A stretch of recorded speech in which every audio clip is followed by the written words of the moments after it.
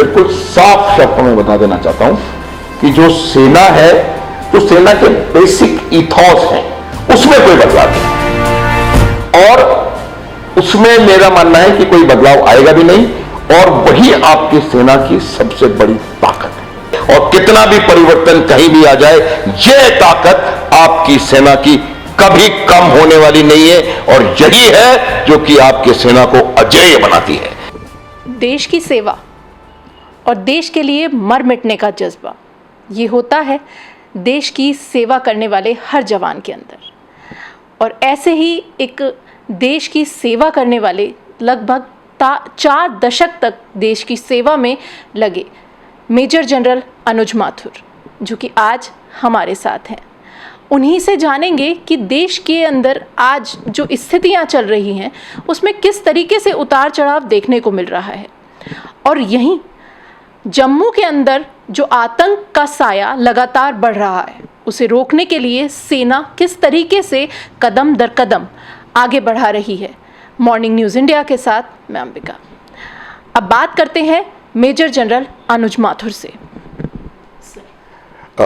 अंबिका, जो कि आपने प्रश्न किया कि किस प्रकार से भारतवर्ष में परिस्थितियां संभल रही हैं, मैं आपको थोड़ा सा इतिहास में ले जाना चाहता हूं। और इतिहास में ले जाने की आवश्यकता इसलिए है कि जब तक हमें इस बात का पूरा ज्ञान नहीं होगा कि हम ये परिस्थितियां कश्मीर में कब और कैसे उभर करके आई, तो मुझे लगता नहीं कि हम आज की परिस्थिति को राइट पर्सपेक्टिव में देख पाएंगे। जब भारत को स्वतंत्रता मिली तब कश्मीर को एक स्पेशल स्टेटस दिया गया। उसके खिलाफ कुछ लोगों ने आवाज़ उठाने का प्रयास भी किया और नारा भी उठा काफ़ी ज़ोर से, एक निशान एक प्रधान एक विधान। फिर जिस प्रकार से आपने देखा कि हरकतों में तब्दीली आई और 1990 में जो एक बहुत बड़ा मैसेकर हमको देखने को मिला, मैसेकर तो नहीं कहूँगा, एक बहुत बड़ा पलायन वहाँ पर एक जाति विशेष के लोगों का देखने को मिला और उसके बाद वहाँ पर इंसर्जेंसी की घटनाएं बढ़ती चली गई। उसके लिए कहीं ना कहीं हमारी राजनीति और हमारी कश्मीर के प्रति पॉलिसीज निर्भर रिस्पॉन्सिबल है। सबसे पहले जब आर्टिकल 370 लगाया गया या 35A लगाया गया, मैं ये आपको दावे के साथ कह सकता हूं कि ये डिमांड जो थी वो कश्मीरियों की नहीं थी। ये कुछ लोगों के वेस्टेड इंटरेस्ट थे और उन वेस्टेड इंटरेस्ट के चलते उन्होंने, चूंकि एक मुस्लिम बहुल्य प्रदेश था, इन्होंने इसमें एक विशेष दर्जा देने का काम किया, जो कि मेरे ख्याल से एक सबसे बड़ा रीजन आज की परिस्थिति का है। सर, एक छोटा सा आपको इंटरप्ट करूँगा। पहले हमारे दर्शकों को आप 370 के बारे में एक फौरी नॉलेज दीजिए जिससे कि वो समझ पाए। हालांकि हम सभी जानते हैं और पढ़ भी चुके हैं, लेकिन फिर भी एक 370 की शुरुआत किस तरीके से हुई थी, किस विजन के साथ? देखिए, जब कॉन्स्टिट्यूएंट असेंबली बनी और उन्होंने अपने संविधान का ये कॉपी यहाँ पर मेरे पास रखी है, ओरिजिनल कॉपी है ये संविधान की। जब उन्होंने संविधान की रचना करनी शुरू करी तो जब संविधान लगभग तैयार हो चुका था उस समय तक धारा 370 का कोई जिक्र भी नहीं था। फिर उसके बाद कुछ लोगों ने धारा कश्मीर को, जम्मू कश्मीर को, क्योंकि ये एक मुस्लिम बहुल्य राज्य था, उसको एक विशेष दर्जा देने की बात रखी। जब ये बात रखी गई तो आप इस बात को समझिए कि सबने इसका एक मुंह से एक भाषा में विरोध किया। कोई नहीं चाहता था जब ये बात अंबेडकर के पास पहुंची तो अंबेडकर के शब्द I would like to quote के do you want me to backstab a young nation, कि क्या आप एक नए राष्ट्र के पीठ में छुरा भोंकने के लिए मुझे बाध्य कर रहे हैं? और अंबेडकर इसके लिए कतई तैयार नहीं थे। उसके बाद इसको वर्किंग कमेटी में लाया गया। वर्किंग कमेटी में भी जहां तक मेरा ज्ञान है एक मत से इसको नकारा गया कि किसी भी एक राज्य को विशेष दर्जा देने का कोई प्रश्न नहीं होता। लेकिन बावजूद उसके इनको इसको सरदार पटेल को कहा गया कि आप इसको इम्प्लीमेंट करवाइए, और मेरा ये मानना है कि ये एक बहुत गलत धारा हमारे कॉन्स्टिट्यूशन में अंतिम समय में लगाई गई। सब लोगों ने विरोध किया, वर्किंग कमेटी ने विरोध किया, अंबेडकर ने विरोध किया, जो उनकी कॉन्स्टिट्यूंट असेंबली थी उनमें सब ने विरोध किया, बावजूद उसके कुछ लोगों की वजह से इसको उसमें इंप्लीमेंट किया गया। वजह कुछ भी रही हो, कारण ये था कि ये जो धारा थी इसको लोग, इसका कम से कम जो बाकी लोग थे वो इसका कतई समर्थन नहीं करते थे। इस धारा के अनुसार आप देखिए वहाँ पर उस समय प्रधानमंत्री अलग, विधान उनका अलग, और असेंबली जो उनकी असेंबली थी वो 6 वर्ष के लिए इलेक्ट होती थी। बाकी राष्ट्र में 5 साल के लिए आपकी असेंबली। तो बहुत सारी इसमें समस्याएं थीं, जिसकी वजह से वहाँ पर जो भी कायदे कानून उसके पश्चात बनाए गए, और जब भी कोई कायदा कानून बनाया जाता है या कोई अमेंडमेंट लाया जाता है कॉन्स्टिट्यूशन में, वो उसकी बेहतरी के लिए होता है। तो जितने भी कानून कायदे बेहतरी के लिए बनाए गए वो जम्मू कश्मीर में लागू नहीं हुए। उदाहरण के लिए आप यही ले लें कि सेकुलरिज्म शब्द आपने 70s में उसमें जोड़ा। जब आपने सेकुलरिज्म जोड़ा तो मुझे सबसे ज़्यादा आवश्यकता इस शब्द की और इस विचारधारा की जम्मू कश्मीर में थी, वो वहाँ लागू नहीं था। तो ये आप देखेंगे कि ये धारा 370 जो थी वो एक, उसका जो बेसिक एसेंस कंटेंट था वो डिविजिव था।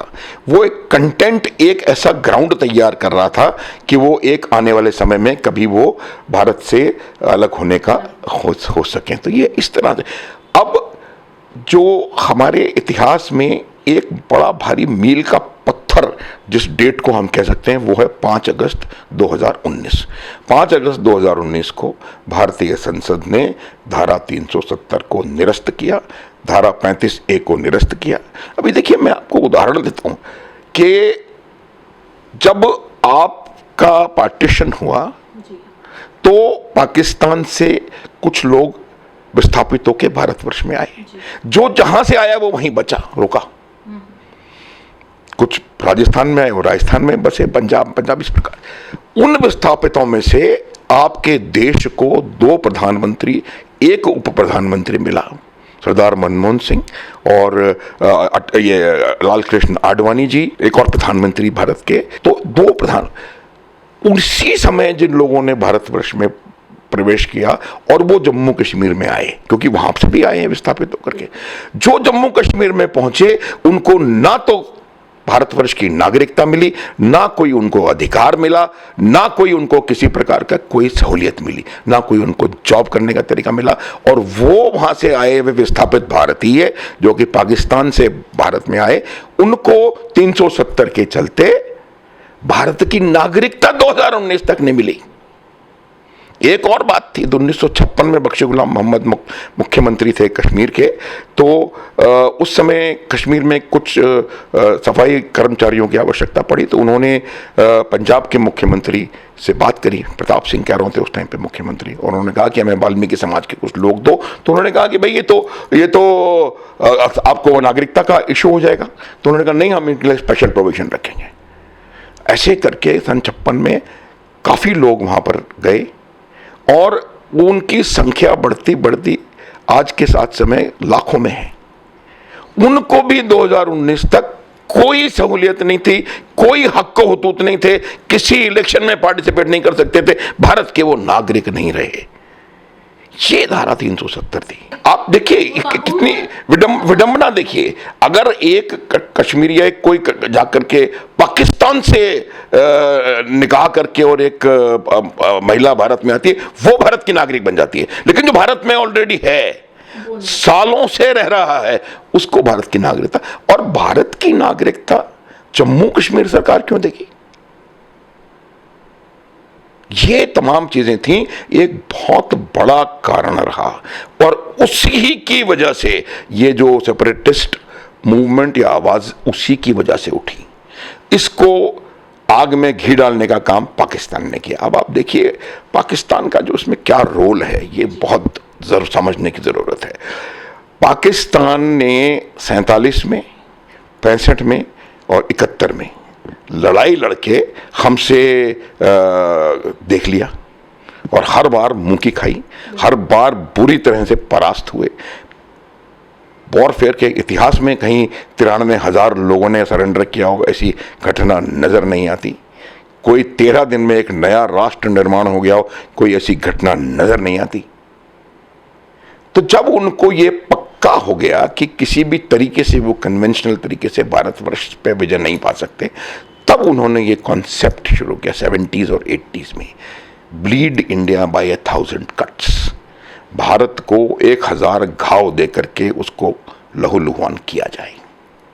देखिए, ये मैं हर जगह कहता हूं, पाकिस्तान का एजेंडा कश्मीर नहीं है, पाकिस्तान का एजेंडा पंजाब नहीं है, पाकिस्तान का रियल एजेंडा भारतवर्ष को कमजोर करना है, to remove India as a threat.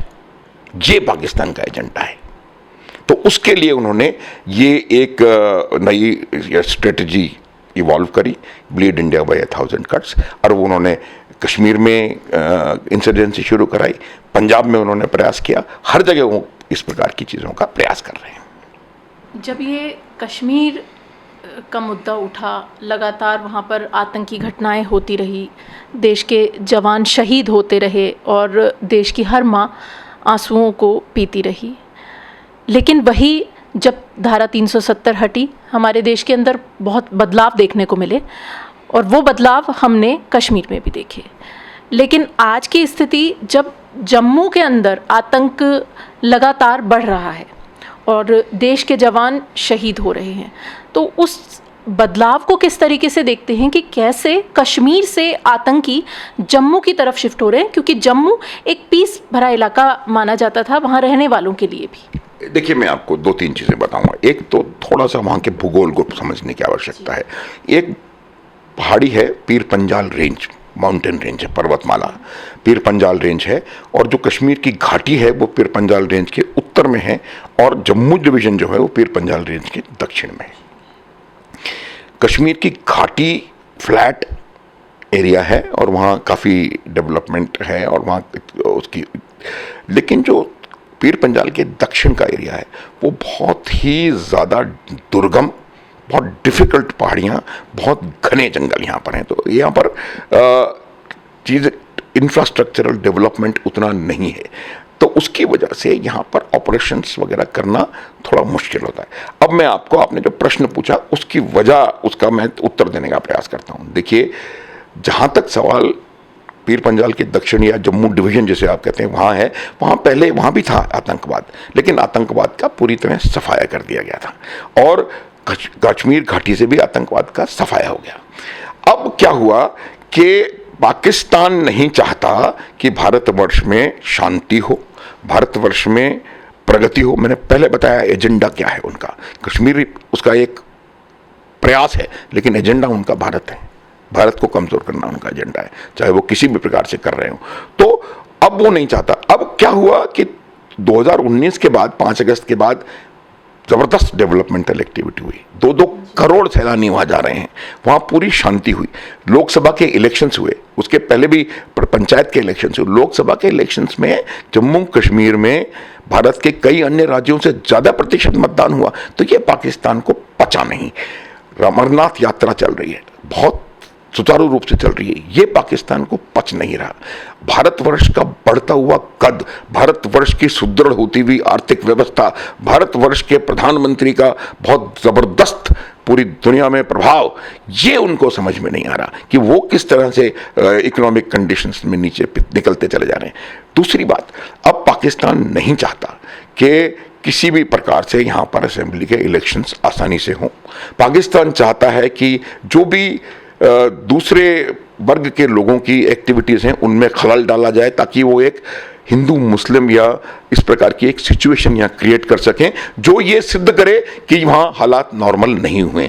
लेकिन घाटी में उनके ऊपर इतना दबाव है कि ना तो वो इन्फिल्ट्रेशन करने में सफल हो पा रहे हैं, ना वो कोई टेररिस्ट एक्टिविटी करने में सफल हो पा रहे हैं, ना कोई रियर एरिया में एक्टिविटी करने में सफल हो पा रहे हैं। और पिछले 4-5-6 वर्षों में जब से ये 370 हटी है, घाटी बहुत सामान्य रूप से प्रगति की ओर तीव्रता से अग्रसर है।